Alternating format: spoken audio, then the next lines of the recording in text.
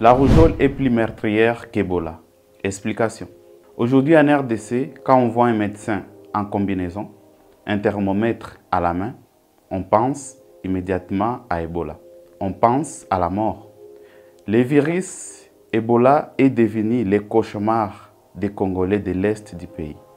Le virus Ebola est un agent infectieux qui provoque chez l'homme et les primates des fièvres hémorragiques. Mais une autre maladie tue plus qu'Ebola, c'est la rougeole. Elle est moins médiatisée, elle fait plus de ravages. C'est d'ailleurs l'épidémie la plus meurtrière que la RDC ait connue ces dernières années.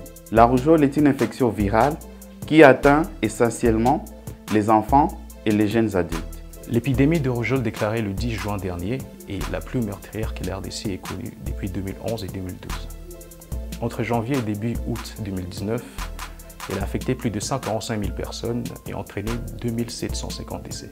Et à côté de cette maladie, Ebola paraît presque gentil. Le virus n'a infecté que 3270 personnes au Nord Kivu. Pour continuer sur cette petite comparaison, Ebola est moins meurtrier. Le virus a causé le décès de 2183 personnes depuis le début de l'épidémie il y a presque un an.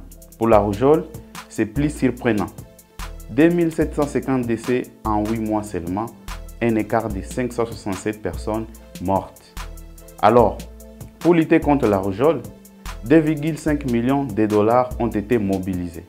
Mais c'est là où ça coince. Selon MSF, il faudrait près de 9 millions de dollars pour financer une réponse humanitaire efficace. Ces financements pour lutter contre la rougeole sont une goutte d'eau comparée à l'océan de dollars qui a été déversé pour Ebola. La Banque mondiale a annoncé avoir mobilisé 300 millions de dollars de financement alors que 100 millions avaient déjà été débloqués, soit un total de 400 millions. Un budget colossal, plus de 150 fois supérieur à celui de la rougeole. Pourquoi la riposte contre Ebola a reçu un plus gros financement que la rougeole? Quelques éléments qui expliquent cette différence. Premièrement, la riposte contre la maladie Ebola s'effectue dans une zone à haut risque et insécurisée.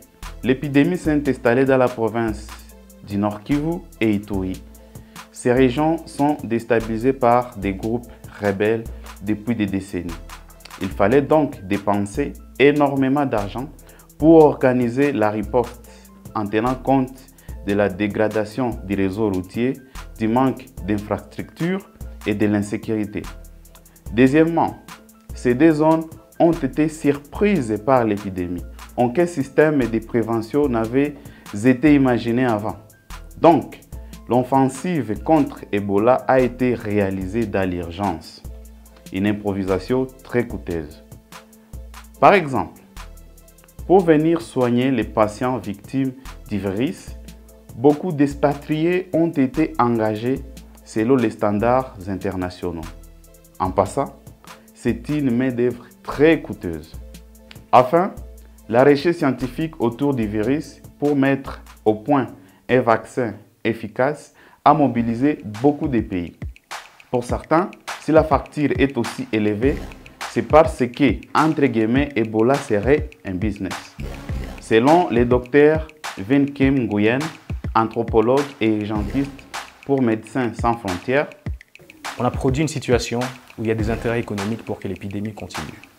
Il s'agit d'une psychose occidentale. On a peur que cela arrive chez nous, alors que c'est très peu probable. Désormais, si vous parlez d'Ebola au coin de la rue, pensez immédiatement au danger qu'il représente. Mais aussi, bien sûr, à l'argent. De l'argent qu'on devrait répartir équitablement pour répondre à d'autres épidémies qui ravagent des familles en silence.